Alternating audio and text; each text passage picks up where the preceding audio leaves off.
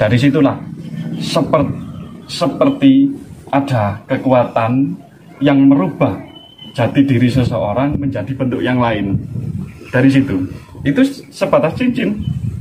Belum lagi nanti ketika wafatnya Nabi Sulaiman, itu lebih ngeri lagi. Lebih ngerinya apa? Setelah wafat, di bawah singgasananya Raja Sulaiman, Nabi Sulaiman, itu ditemukan sebuah buku yang inti daripada buku itu dalamnya tentang sihir dan lain sebagainya. Bisa begini, bisa begitu, bisa terbang. Dan buku ini usut punya usut, ceritanya dibuatlah oleh setan. Sebagai apa? Sebagai tipu daya kepada manusia bahwa kekuatannya Raja Sulaiman, kehebatannya Raja Sulaiman itu ternyata dari sebuah buku. Berjumpa lagi dengan kita, salam spiritual modern. Kali ini kita sedang melakukan perjalanan ke arah Jumbo, kota wisata Batu, tepatnya di area ereng-ereng Gunung Arjuno. Di sana menurut cerita terdapat sebuah petilasan yang mana terkenal dengan petilasannya Eyang Aji Soko, di mana orang-orang mempercayai bahwa Eyang Aji Soko itu adalah penemu dari tulisan aksara Jawa yang kita kenal sebagai tulisannya orang Jawa kuno. Bagaimana tentang keseruan perjalanan kita kali ini? Apa yang akan kita bahas? Ikuti terus perjalanan kita menuju ereng-ereng Gunung Arjuno. Yuk, cekidot.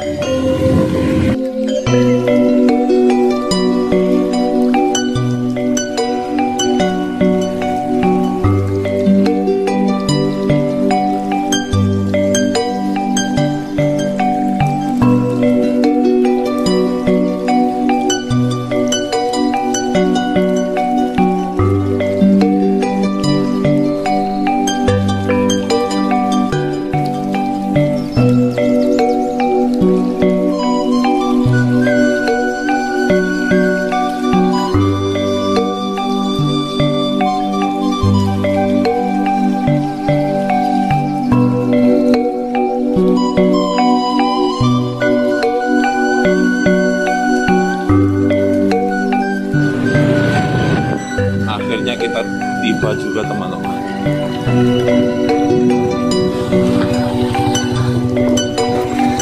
Oh, sebentar kita turun. Kayaknya ini tempatnya barusan dibangun. Soalnya 1 tahun yang lalu saya turun di sini. Tempat ini masih dalam bangunan kuno. Inilah penjelasan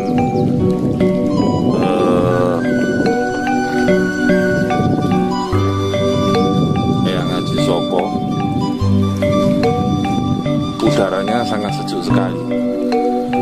Bisa kita lihat suasananya, tempatnya benar-benar dikelilingi oleh view yang sangat menarik dan sangat eksotik. Di tengah-tengah perkebunan apel warga dan di antara lereng pegunungan Arjuno.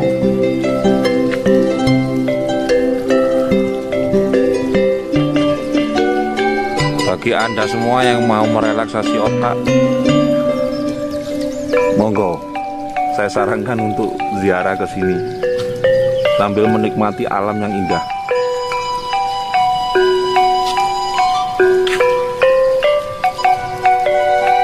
Nah, betul, dibersihkan dulu. Oke, kita akan mencoba masuk. Kita lihat-lihat makamnya daripada Eyang Aji Soko. Maklum ini pintunya masih darurat karena masih dalam tahap renovasi. Nah, di sini ada 3 buah makam. Inilah Mbah Rono Yudo Putri, Mbah Rono Yudo.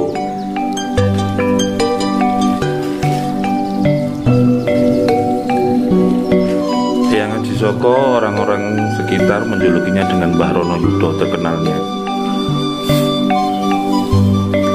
Studionya ini dulu yang sebelah sini nggak ada tulisannya, ini adalah abdinya. Oh, abdinya. Ya, ini abdinya. Nanti bisa dijelaskan sedikit ya Bos, tentang siapa, sejarahnya tentang Mbah Rono Yudo atau Mbah Haji Soko ini. Ya, jadi kalau memang Eyang Haji Soko itu punya banyak sekali julukan, termasuk salah satunya adalah Mbah Rono Yudo. Kalau di desa ini dikenal dengan Mbah Rono Yudo. Jadi beliau berada di makam yang paling tengah, yang sebelahnya lagi adalah istri beliau, yang sebelah lagi adalah pembantunya. Dan yang ada di sana adalah bedah kerawan desa ini, Mbah Giek yang ada di sana. Nah, memang banyak sekali kabar simpang siur akan makamnya Eyang Haji Soko. Ada di Surabaya juga ada, di Batu juga ada, lalu di Jawa Tengah saya lupa namanya itu juga ada, di daerah Sunda sana juga ada. Jadi kita sendiri masih belum tahu kejelasannya. Kalau apabila ada klaim yang bertuliskan pesariannya Haji Soko, bisa jadi itu benar, bisa jadi itu memang dulunya petilasan atau gimana, kita sendiri juga masih kurang jelas tentang itu. Jadi sebelumnya tentang penemu aksara Jawa salah satunya adalah beliau yang ada di sini. Menurut masyarakat setempat ya Pak. Mau kita keluar? Mau. Alhamdulillah bintang tamu yang kita tunggu-tunggu akhirnya datang.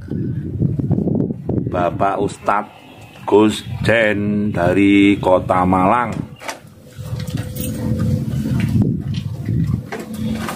Suwe kan ini akeh sing Loh, perubahan. jenengan sekalian umiknya ya Gus ya? Ngabuburit Oh, alhamdulillah ngabuburit di bulan September. Monggo Gus, silakan pindah sih. Atau mau lihat-lihat pemandangan dulu mumpung berada di kota wisata Batu.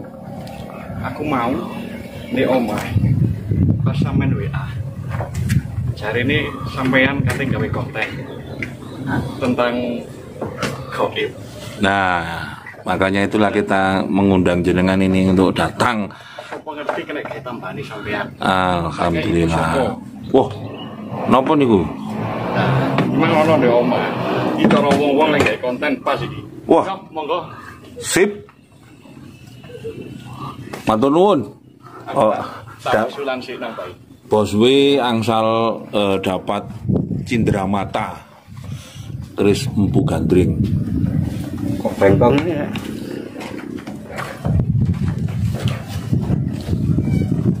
Pada ziarah Rin, monggo. Iki wis selesai. Oh sudah. Di sini nggak pakai jaim-jaiman langsung. Monggo punyai sekalian. Dalam masa renovasi. Iso dibuka di kono. Masuk. Pisor iku. Oh. Iya. Mari tak rijikine gitu. Monggo. 2000 Ziarah leluhur. 2019 terakhir. Iya, ini barusan di. Monggo. Anggap mohon griyoke ambek. Berjumpa lagi dengan kita. Salam spiritual modern, salam waras. Kali ini kita kedatangan bintang tamu seorang Ustadz Gus Jainul dari Kota Malang beserta istrinya yang ingin ngobrol-ngobrol bersama kita. Jadi Gus Jainul tadi intinya tahu di status story WA saya. Ini ya. Kalau kita mau bikin konten tentang khotam, jadi beliau bertanda di sini, silaturahmi, ya mau ikut ngobrol-ngobrol lah dengan versi beliau. Monggo dilanjut Mas MC. Saya menemukan beberapa lokasi. Ada gangguan tante Google. Matikan dulu. Sebelumnya saya ucapkan terima kasih kepada Gus Jainul yang berkenan memberikan sebuah keris sebagai cindera mata katanya untuk kenang-kenangan karena kita mau sharing-sharing ilmu pengetahuan. Terima kasih, saya terima Gus. Mudah-mudahan bermanfaat. Oke, langsung saja kita serahkan kepada empunya Bos Wi sebagai kreator Alam Awis untuk menerangkan tentang apa itu kodam.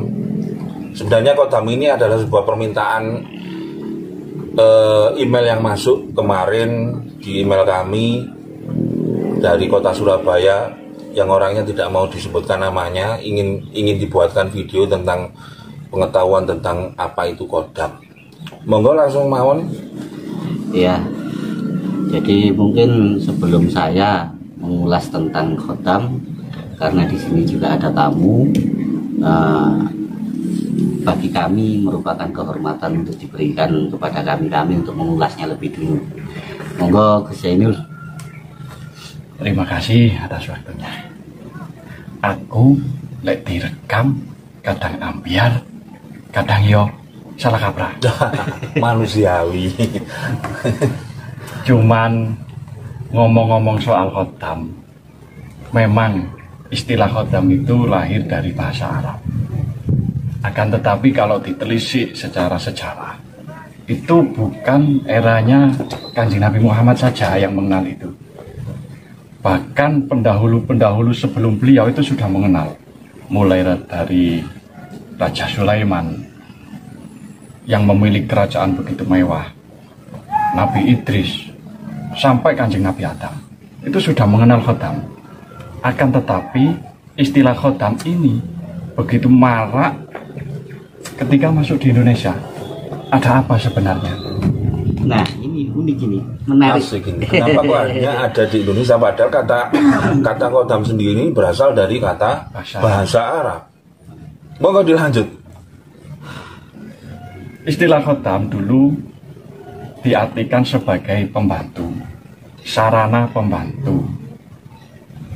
Nah, masyarakat Indonesia khususnya tanah Jawa zaman dulu pun juga mempercayai suatu hal yang sifatnya membantu untuk bertani, untuk berdagang dan lain sebagainya.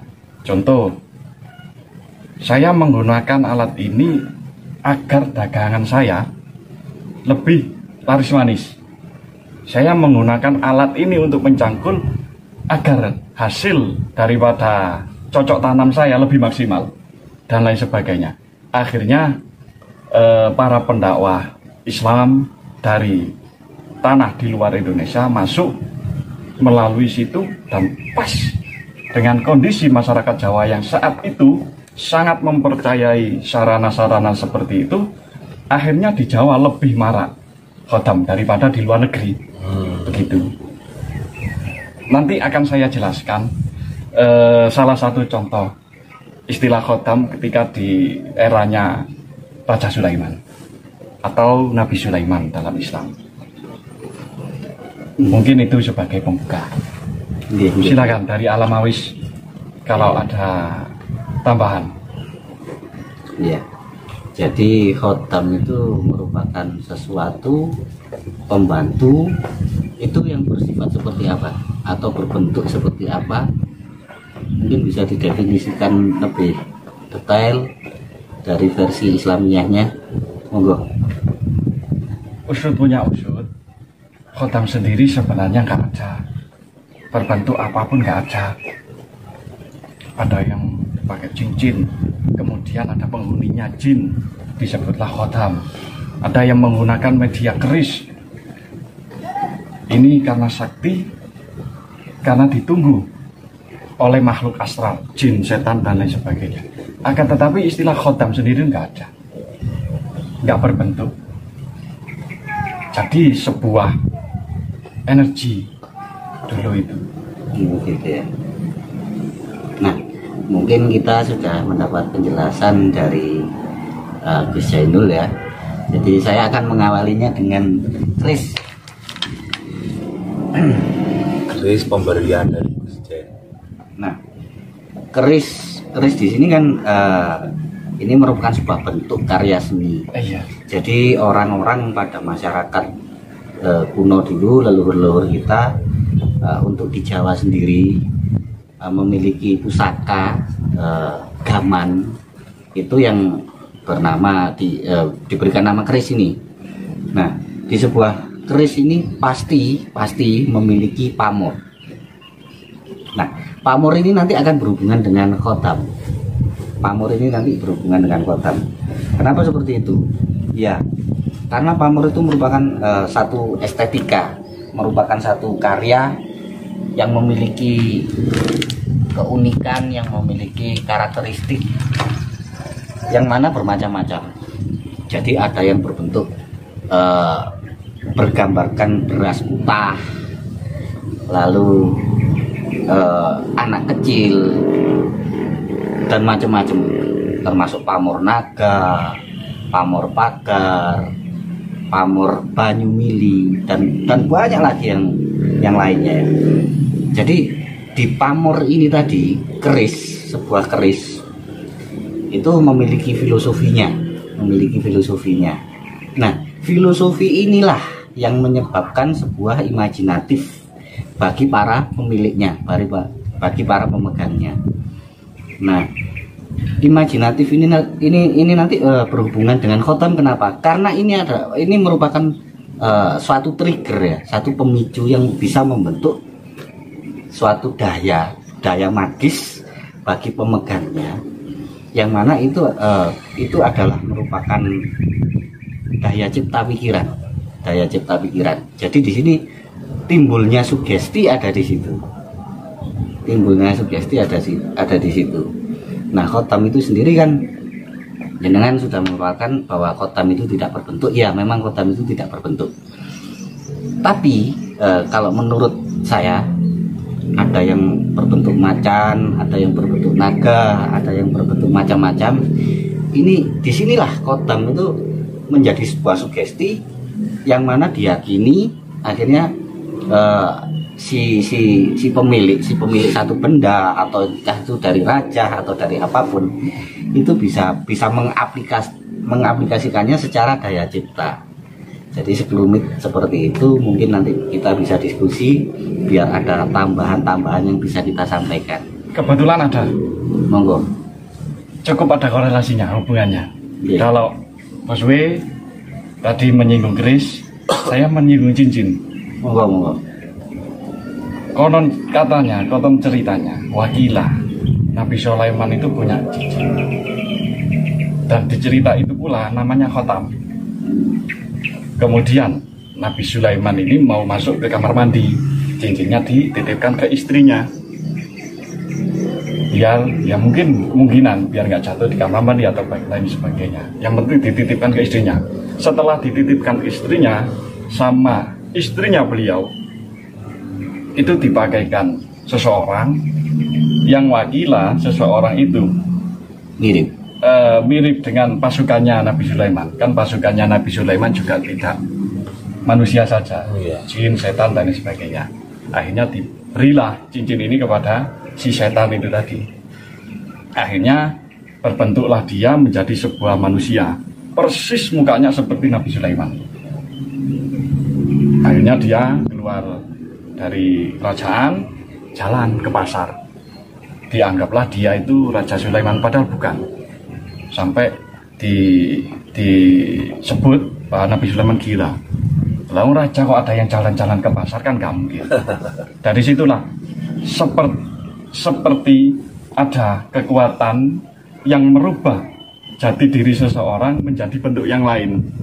Dari situ, itu sebatas cincin. Belum lagi nanti ketika wafatnya Nabi Sulaiman, itu lebih ngeri lagi. Lebih ngerinya apa? Setelah wafat, di bawah singgasananya Raja Sulaiman, Nabi Sulaiman, itu ditemukan sebuah buku yang inti daripada buku itu dalamnya tentang sihir dan lain sebagainya. Bisa begini, bisa begitu, bisa terbang. Dan buku ini usut punya usut, ceritanya dibuatlah oleh setan.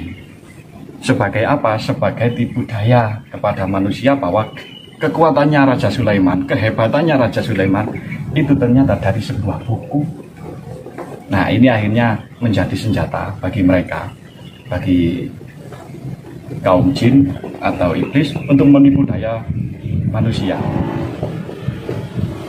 Nah, akhirnya usut punya usut, turunlah ayat yang sekarang di Al-Quran juga ada, watabau matatlus sayatinu ala mulki Sulaiman, dan ikutlah rekayasa setan. Mereka mengikuti rekayasa setan pada zaman Raja Sulaiman, padahal itu bukan ajarannya Sulaiman, bukan. Jadi kalau sekarang ajaran Islam lebih mencondongkan sarana, lebih mencondongkan suatu benda untuk menuju keilahian, salah kaprah. Itu adalah tipu daya setan. Termasuk si khotam tadi. Dengan keris ini aku lebih bisa mendekat kepada Tuhan dan lain sebagainya. Nah, itu salah kaprah ya. Jadi di situ istilah khotam, apalagi ya Mas ya? Ya ini tadi requestnya khotam. Oh ya, ya sebagai contoh khotam lah. Iya. Akhirnya ya gitu. Padahal kalau ditelisik secara sejarah, istilah khotam itu ya tipu daya setan itu tadi. Mungkin bisa disimpulkan kata-kata kodam itu berasal dari kotamnya atau jinjingan Nabi Sulaiman yang dipakai oleh saat bangsa itu. Dipercaya, kalau saya pakai cincin Nabi Sulaiman yang bernama kotam ini, saya akan bisa istilahnya punya kekuatan seperti Nabi Sulaiman. Nah, disitulah masuk tipu daya setan. Akhirnya sampai generasi selanjutnya, sampai sekarang di tanah Jawa pun nggak asing dengan istilah khotam. Munculnya suatu kekuatan dari benda tertentu, begitu. Jadi ya, bisa saya simpulkan kalau Islam itu sendiri secara alamiahnya, secara garis dasarnya itu nggak ada pertentangan dengan ketiadaan khotam itu sendiri ya. Benar. Kalau dari sisi pandang saya seperti ini, khotam ya, pembantu itu adalah satu rekayasa untuk menciptakan sugesti bagi pemegang satu benda atau satu mantra atau satu apapun yang menimbulkan suatu kepercayaan tersendiri agar dia bisa eksis, dia bisa efisien dalam pemikirannya. Benar. Makanya sangat sinkron sekali dengan ayat itu tadi. Watabau matatlus sayatinu ala mulki Sulaiman. Iki lu melok rekayasaku. Wah, iki ajarane Sulaiman. Padahal itu rekayasanya dia, bukan Raja Sulaiman sendiri. Kalau Raja Sulaiman sendiri, saya yakin kekuatannya bisa berkomunikasi dengan semua makhluk itu bukan dari sarana-sarana seperti itu. Bahkan cara dia mendekatkan diri kepada Tuhan yang Maha Esa itu bukan dari sarana itu sebenarnya, melainkan dari Raja Sulaiman telah mengenal dirinya sendiri. Begitu.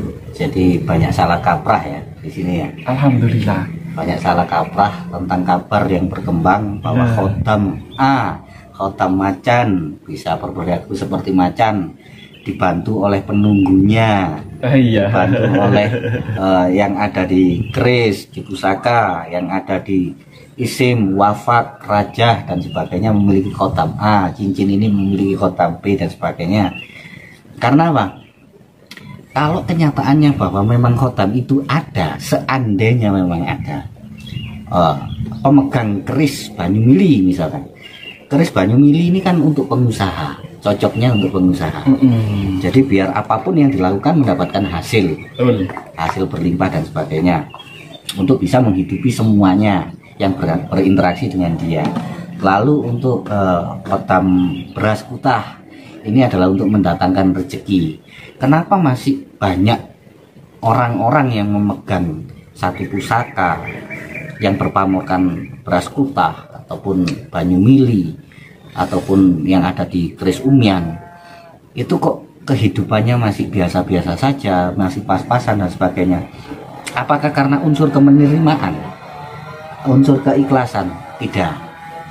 Jadi semuanya itu tidak ada jaminan. Tidak ada jaminan. Tidak ada jaminan bahwa khotam itu akan membuatmu lebih baik, lebih bermakna, lebih bijaksana, lebih mapan, dan lebih-lebih yang lain.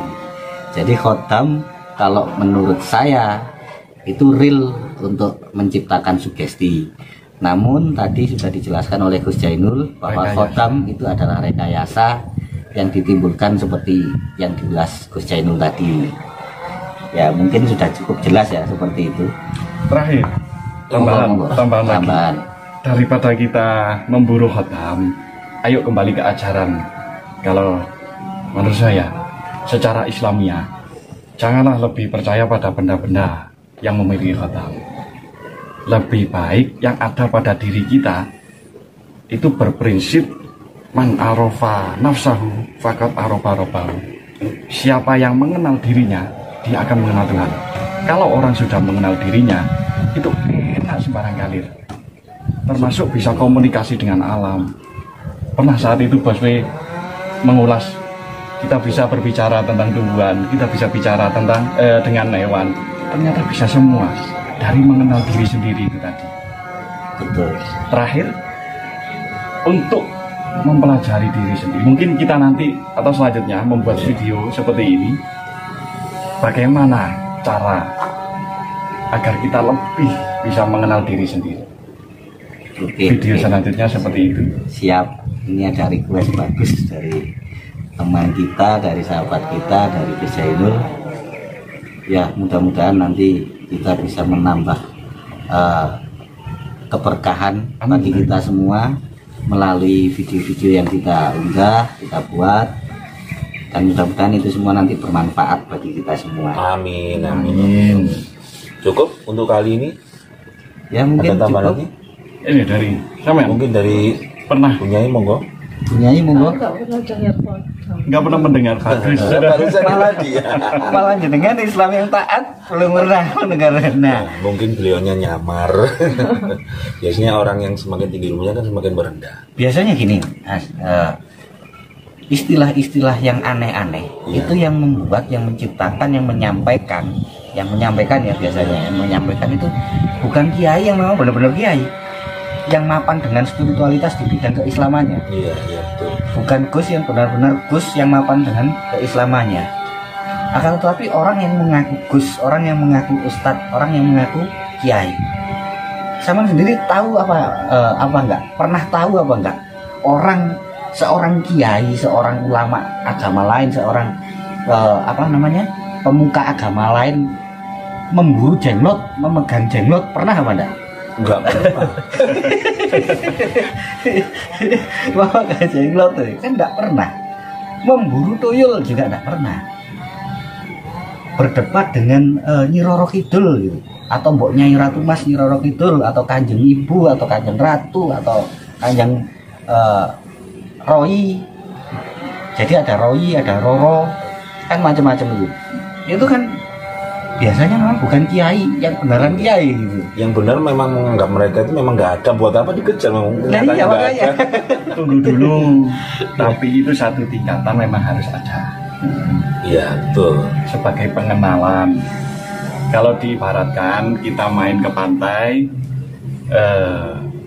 di bibir pantai itu ombaknya kan besar. Ombaknya besar, suaranya juga beriak.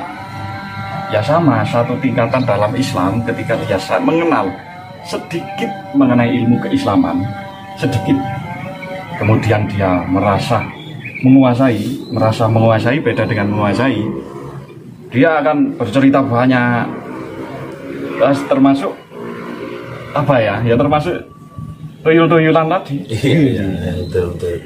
Tapi ketika dia mendalami sebuah ilmu, khususnya keislaman, semakin menengah, bagaikan di tengah laut, nggak ada suaranya, nggak ada sing aneh-aneh. Lalu almarhum Gus Dur pernah bilang gitu aja kok repot. Lalu kayak gitu nggak dipercaya, itu beres, nggak ada masalah. Ya karena memang asik ya, membuat dunia ini berwarna. Jadi ya orang yang memiliki khotam dipercaya bisa A, bisa B. Pada kenyataannya dia lapar masih mengambil nasi itu sendiri, masih bekerja, kan seperti itu. Secara realitanya khotam itu nggak ada gunanya jadinya ya. Iya, yang ada gunanya ya sugestinya itu tadi loh. Betul.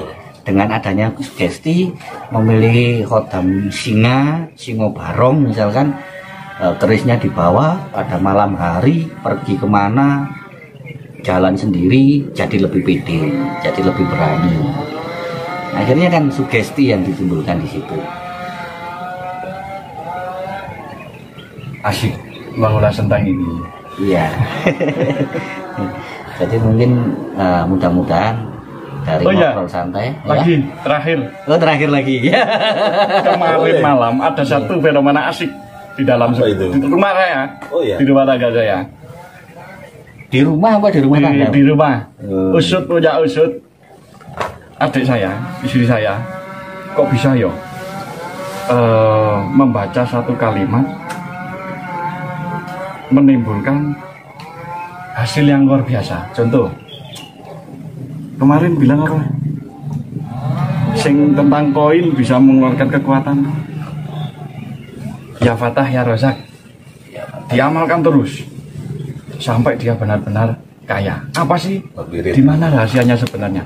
Kok bisa lafaz ya Fatah ya Rozak ini menghasilkan dia benar-benar kaya? Apakah dari situ atau dari mana? Nah, mungkin ini nanti penulis selanjutnya saja. Gitu. Intinya ini sebuah mukadimah, pancingan. Mukadimah, ngerti yang ex-ustad.